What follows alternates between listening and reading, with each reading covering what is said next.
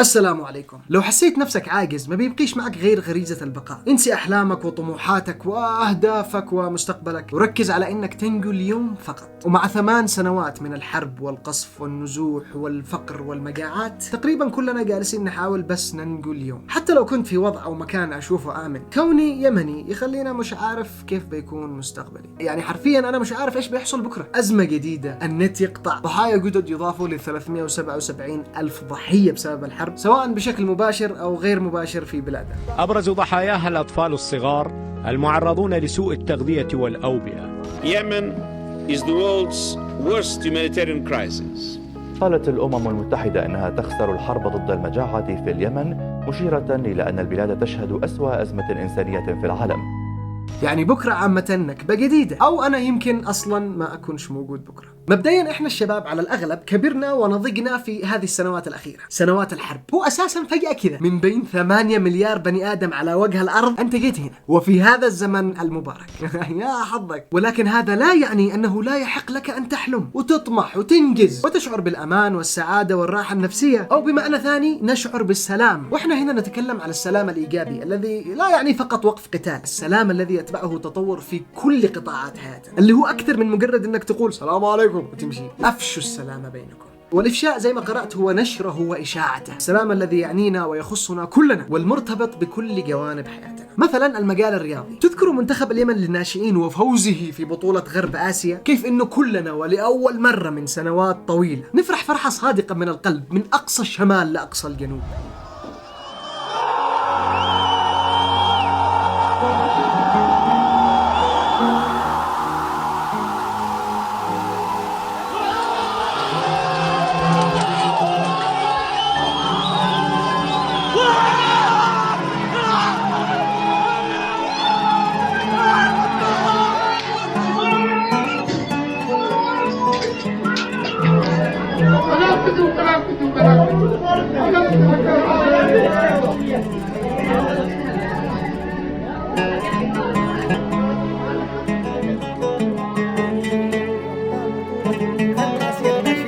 منتخب الناشئين اليمني.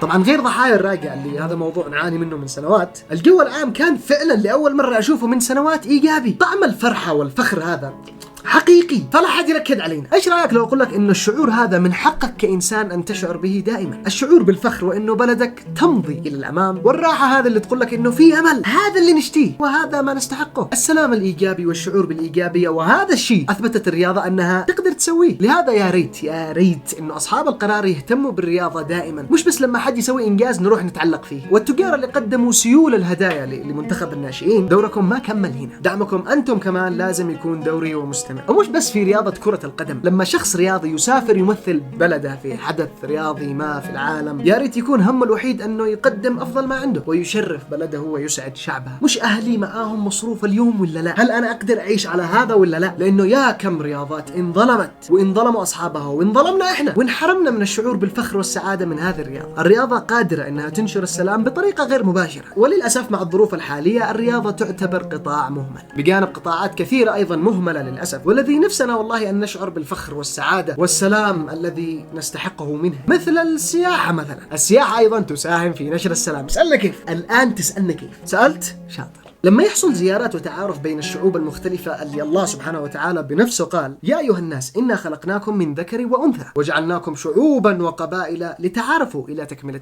الآية تخاطب كل البشرية والإنسانية، عشان تعرف إنه أنت مش لحالك في هذا العالم الكبير الواسع، بتعرف إنه الناس مختلفين بالأفكار والمعتقدات وكل شيء، وإنه عادي نكون مختلفين ولكن نحترم اختلافات بعض، لأنه بالأخير مصيرنا واحد. السياحة تساهم ان احنا نتعارف ونفشي السلام بيننا، ونتمنى انه بلادنا تصبح آمنة وتنتعش فيها حركة السياحة. نتفائل عادي، سواء سياحة خارجية او سياحة داخلية. انت كشخص يعيش في هذه الارض المباركة لازم تعرف انه فيها زخم تاريخي واثري متنوع ومهول جدا، ومناطق سياحية لا تعد ولا تحصى، وكمان تنوع طبيعي وجغرافي، اشياء لازم نهتم فيها ونقدرها. اذا احنا لن نستفيد منها نتركه للاجيال الذي بعدنا. فشكرا لكل الاشخاص اللي يساهموا في الترويج للسياحة في اليمن. ومن السياحة نذهب إلى الفن.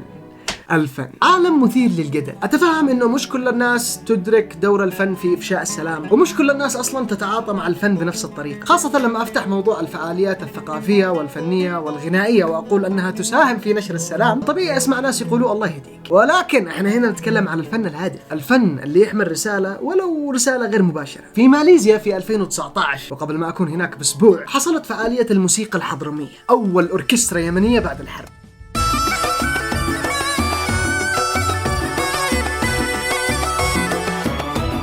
الفعالية هذه والفعاليات اللي غيرها ومحاولات تلطيف الأجواء وتغيير النفسيات، ولما تشوف ناس كثير تجتمع وترمي كل مشاكلها واختلافاتها وتشوف ابتسامتهم الصادقة في حضور الفن، فهذا يعني أن الفن أداة لا يستهان بها، خاصة أن الفن اليمني متنوع وعريق ومتجدد، قادر أنه ينتشر ويوصل رسالة ويؤثر مهما قيل عنه. فماذا لو تم استثمار الفن في إيصال رسائل السلام؟ وفعلا في أعمال فنية ومجموعة فنانين يحاولوا يشتغلوا في هذا الجانب، جانب الرسالة، الجانب التوعوي، ولكن بصعوبات شديدة. واحنا الآن لا نطلب دعمهم بقدر ما نطلب أن يسمح لهم بأنهم يمارسوا إبداعهم بدون خوف. الفن لا يموت، وأتمنى يجي اليوم اللي نشوف فيها الفن كمان يأخذ حقه، يعني الذي يستحقه من الاهتمام. واحنا الآن تكلمنا عن الرياضة والسياحة والفن، قطاعات كثير بيقول يا أخي مش وقت، في أشياء، في أولويات، في بلاوي قبل نركز عليها. صحيح يعني أفهم، ولكن عشان أقدر مثلا أحلم إنه اليمن تفوز بكأس العالم أو تصبح من أهم الوجهات السياحية في العالم، أو تشوف كل الناس يعرفوا كيف إنه اليمن بلد عظيم وجميل من خلال إيش؟ الفن اللي قدرنا نؤثر به في العالم. عشان أنا أقدر أحلم بكل هذا وأكثر لازم كلنا نساهم في نشر السلام ونبدأ من الصفر. ما أنت مستحيل توصل لأي شيء إذا ما بدأتش أصلا. لازم نبدأ، لازم نبادر، لازم نبطل يأس وشعب يمني نبطلها. طبعا أنا ما أطلبش منك الآن أنك تتطوع وتقدم كل وقتك وجهدك للناس وتنسي نفسك. بالأخير إحنا مجتمع يأخذ ويعطي من بعض. حاول حتى بس تبني نفسك بطريقة إيجابية تخليك فرد يعني إيجابي وفعال في المجتمع. أنت كذا ساهمت في إفشاء السلام. أي شيء تسويه يساهم ولو بشكل تشوفه تافه في نشر قيم التعايش والألفة والمحبة، محسوب بتعاملك مع الناس ومع مجتمعك، حتى بالكلمة الطيبة اللي ممكن تخلي حد يبتسم في يوم، قمامتك اللي رميتها زي الأوادم، احترامك للقانون ولنفسك أولا. حاجات بسيطة بس لازم نبدأ نسويها عشان يجي اليوم اللي أطلع فيه هنا في فيديو أتكلم فيه على أول بعثة يمنية للفضاء. ليش لا؟ ليش لا؟ ولكن أهم شيء أفشوا السلام بينكم. وكذا نكون وصلنا لنهاية الفيديو. لايك إذا عجبك الفيديو، يعني أحسن دعم تقدمه إنك تسوي لايك، واشترك في القناة لو مش مشترك، واكتب لنا تعليق تعبر فيه عن أحلامك للمستقبل. أشوفكم بالفيديو الجاي.